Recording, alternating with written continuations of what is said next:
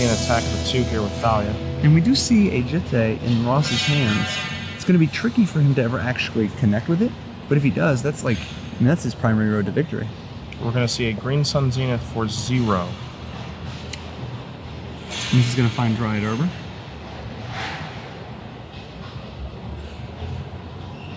We see Patrick saying, all right, Grimlavamancer, target your mom. We got to get this thing out of here finally, or at least try to.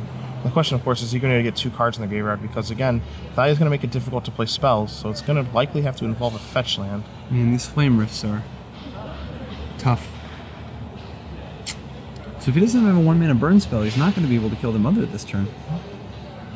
We're going to see Searing Blaze, 1 and 1. Alright, so he does have an answer for the mother.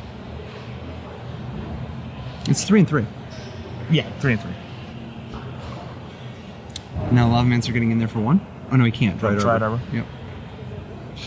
Be interesting to see if he did attack with it, if he would consider trading. Oh, I think Ross would snap block. I mean, looking at Ross's hand, he didn't have a 3rd land going into his draw step. Yeah, but that Lavamancer is such a liability. I mean, the Lavamancer could just kill the Dryad Arbor next turn anyway. Yeah. And we're going to see Knight of the Reliquary. But Mono Red Burn is a cruel, cruel mistress. Now he's going to have to figure out his way around this situation. Not knowing, of course, that Ross does have an Umezawa's Jitte in his hand. In his hand. So things are going to be getting pretty difficult for Patrick here. Yeah, because I mean, most likely, he's going to end up in a position where he gets hit by the Jitte. You know, if he gets hit by a Jitte this turn, there's no coming back from that for him. Yeah.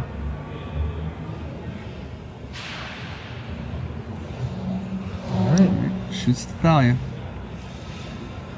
We see a land come down, and we're going to see a Sulfuric Vortex. Okay.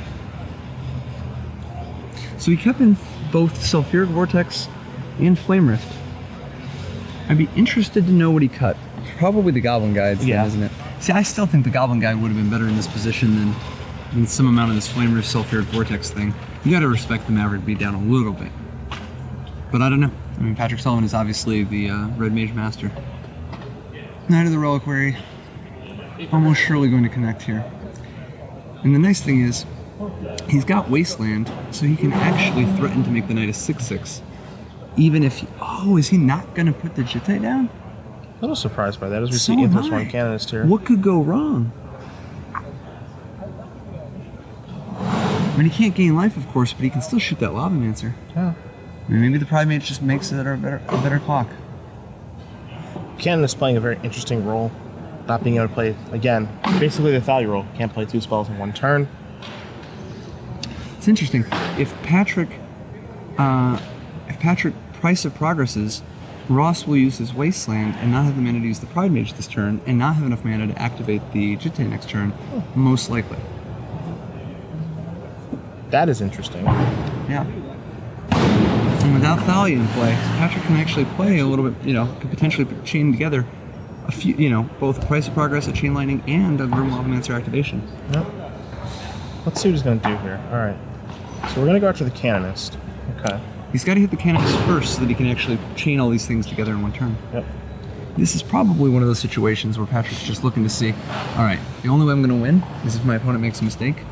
How can I lead the game in a spot where there's even a mistake for him to make? Sure.